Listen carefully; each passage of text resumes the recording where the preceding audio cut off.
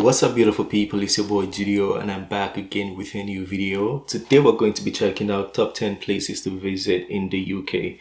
This is going to be my first time bringing any video from the UK to the channel, but it's going to be our introduction to a different country. So stay tuned, brace yourselves. Without wasting your time, let's get to it. Guys, my name is Ryan Shirley, and I spent the last few years exploring the United Kingdom, and I want to show you my favorite places. Last 2 years. So here's my UK top 10.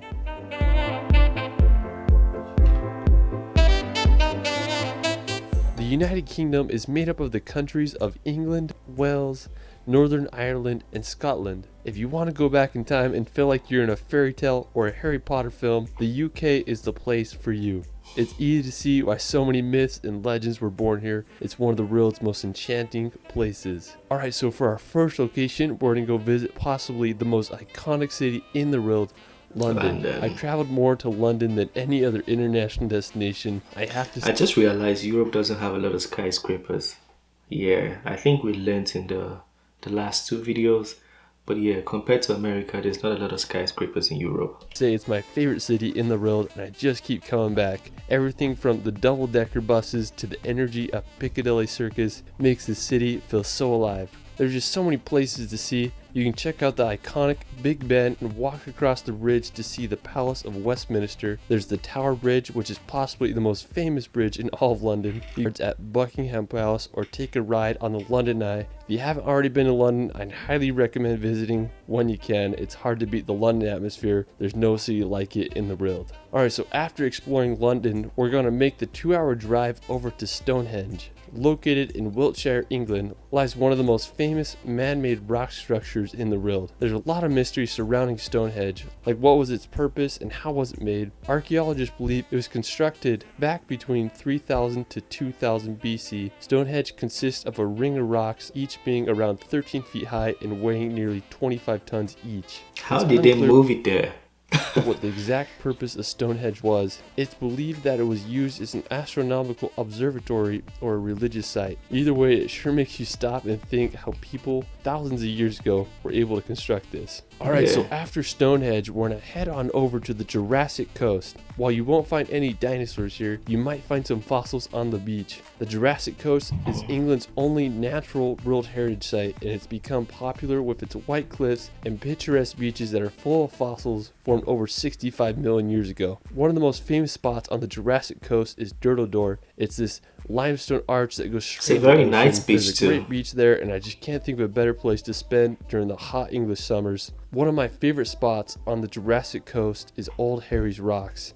Now, special thanks to my friend David Rule for providing this footage. He has an awesome Instagram and YouTube that I'll provide in the description below. I remember the first time I saw his picture of this place, and I was just baffled by the scenery there. The Old Harry Rocks are these sea stacks that are made completely out of chalk that mark the end of the Jurassic Coast. In World War II, the stacks were used as target practice for pilots, so that's kind of crazy. I just love the combination of the green meadows with the white cliffs and the blue ocean. I mean, it's just hard to beat that scenery. Alright, so after the Jurassic Coast, we're going to head up north to visit the country of Wales. Now, Wales is located in the southwest part of Great Britain. It's famous for its mountainous national parks, picturesque coastline, and distinct Welsh language. One of the most scenic places in Wales is the Snowdonia National Park. It's a region in northwest Wales that is known for its mountains and lakes. The highest peak in Wales, Mount Snowdon, is located in the park with an elevation of 10,085 meters. You can hike on up there, or you can take the Snowdon Mountain Railway to the top. If you're lucky, you hike 10,000 you might be able to see Ireland across the sea.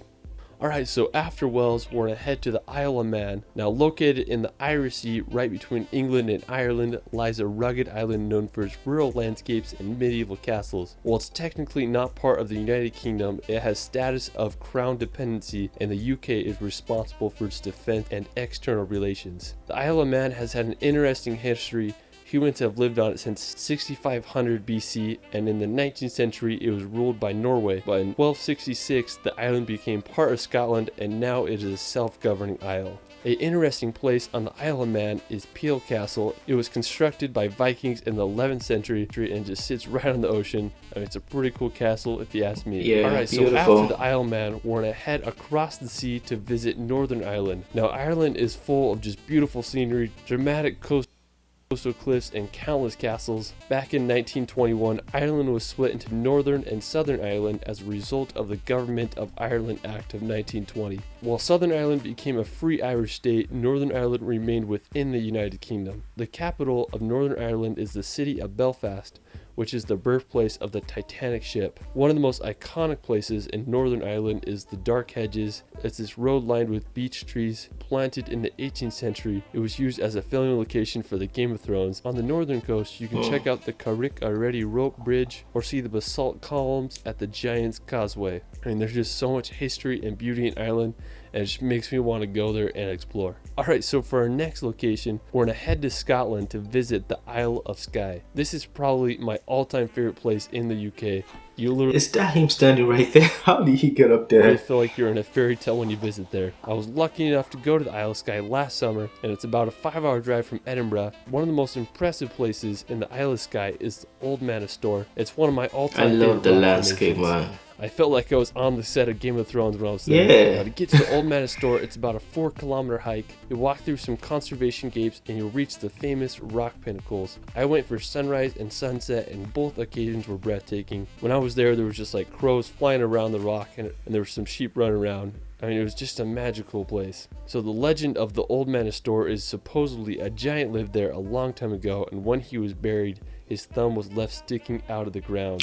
When you go there, it's easy to see why it's one of the world's most iconic rock formations. It's one of my all-time favorite places, and I recommend everyone to see it at least once in their life. Just a few minutes away from the Old Manor Store. Yeah, it's very important that we travel, man. Like, how can you live a lifetime and don't even see these things? Yeah, man, traveling is important. Taking waterfall called Meout Falls. Look at these Cascades locations, down to the bro. ocean. There's a nice viewpoint where you can look at the waterfall. The surrounding sea cliffs in the area are also stunning. One of the most famous is Kilt Rock, which are right by Meout Falls. I mean, it's just such a cool area. There aren't many waterfalls that fall straight into the ocean. If you're looking to find some ferries, you may want to check out the ferry pools. There are these picturesque blue pools that lie at the base of the Black Colons. When I was there were so many midges, I didn't dare get close to water, so make sure you bring some bug spray. If you want to do a beautiful hike, I'd also recommend visiting the Corang. It's one of the most beautiful areas in the Isle of Skye. You feel like you're walking on a giant golf course. I found this crazy vantage point to get a good 360 view of the whole area. Alright, so after the Isle of Skye, we're going to head over to the nearby Eileen Donahan Castle. If you're driving to the Isle of Skye, you will drive right by this. It's one of my favorite castles in the UK, situated on a small tidal island at the point where the three Is it private owned? Yeah, that's great beautiful. sea locks meet. The Like, castle that's history right was there. built in the 13th century. I'm so mad at myself I didn't visit the castle when I was there. I wasn't able to check it out. That's one of my biggest regrets of when I visited the UK, so don't make the same mistake I made.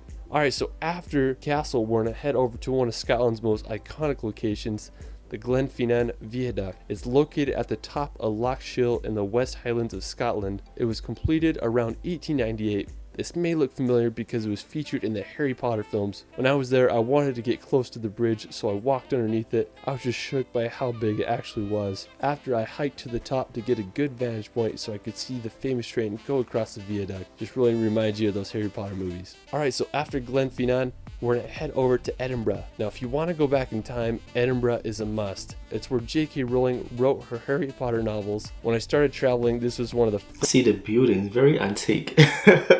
Like, they just keep the history very well. first cities I visited. It's a Yeah, medieval I old like town it. with intricate neoclassical buildings, cobblestone streets, and beautiful gardens. The iconic Edinburgh Castle overlooks the city and is home to Scotland's crown jewels. When I was there, I didn't go into the castle because I was being too cheap, but one of my favorite places was Calton Hill. It offers a beautiful view of the whole entire city.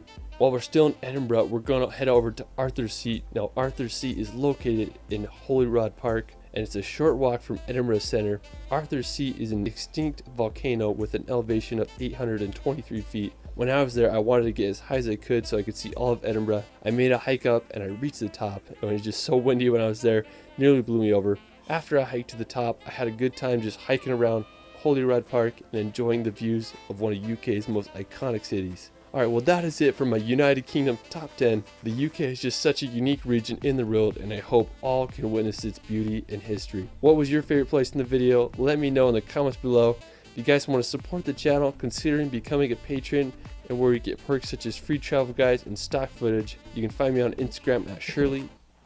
Alright, so that was top 10 places to visit in the UK by Ryan Shirley. I'll put the link to the channel in the description in case you want to go check him out. But that was a very nice video, man. I really like his work. Like, I envy him. I want to travel to these places too.